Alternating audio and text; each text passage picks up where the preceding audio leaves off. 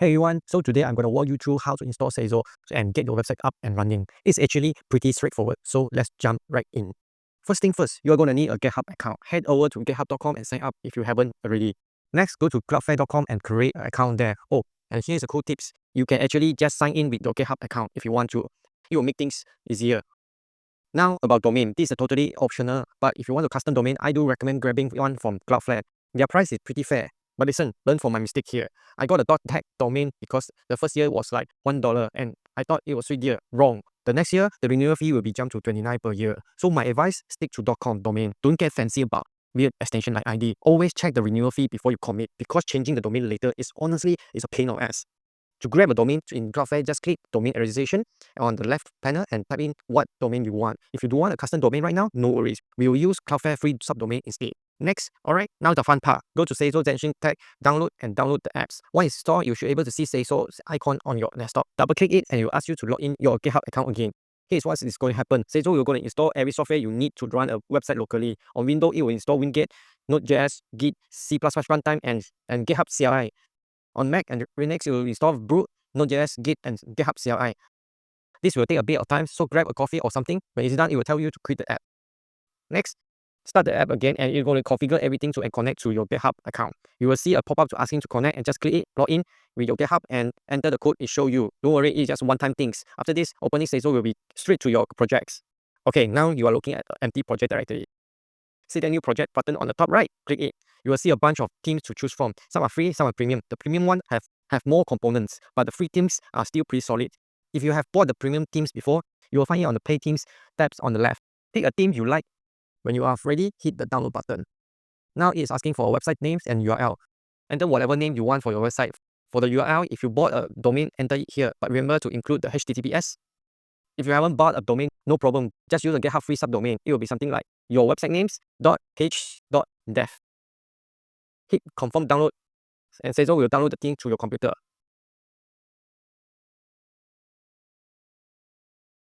After you get the success message, head back to your Cloudflare dashboard. On the left side bar, clicks Compute Workers and then clicks Create Application in the top right. Click the Page tabs and select Import and Accessing Git repository. Connect your GitHub account if you haven't. Find the repo with your website names and click Begin Setup. If you're using a custom domain, you can skip the project name. If you're using the free subdomain from Cloudflare, enter the URL you used earlier. For the framework preset, choose Astro. Cloudflare will automatically fill up the build command has npm run build and the output directory has this.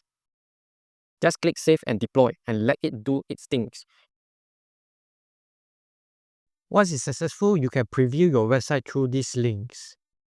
If you have a custom domain, one more step, go back to Compute Worker, find your project, click the custom domain, and set up your custom domain. If you bought it from somewhere else other than Cloudflare, you need to update the name server and follow their instructions.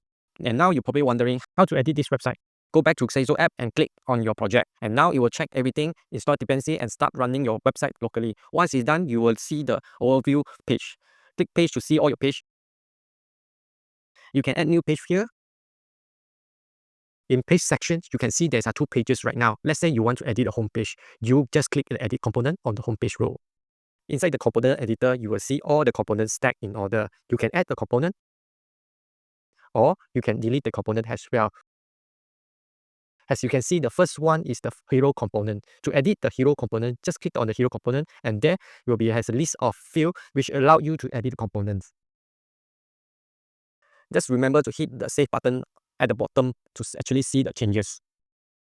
Okay, now let's go back to overview section. On the top right, you will see the save button. The button is very important. It will help you to push your current changes to your GitHub. Once Cloudflare saw the latest changes in GitHub, it will rebuild your website accordingly. Every time you have changed something locally, make sure you click the save button here.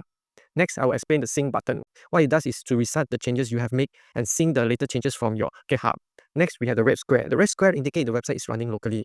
Next, we have the global icon. When you click it, it will open the local website with the browser. Next, you also can tweak your website's setting like meta tags, call to action button, navigation links, call to contact info, social media links, and even third-party code like Google Analytics. It is all in the setting sections. Next, I will talk about the plugin. Right now, we have only 3 plugins. But in the future, we will allow the third-party plugins.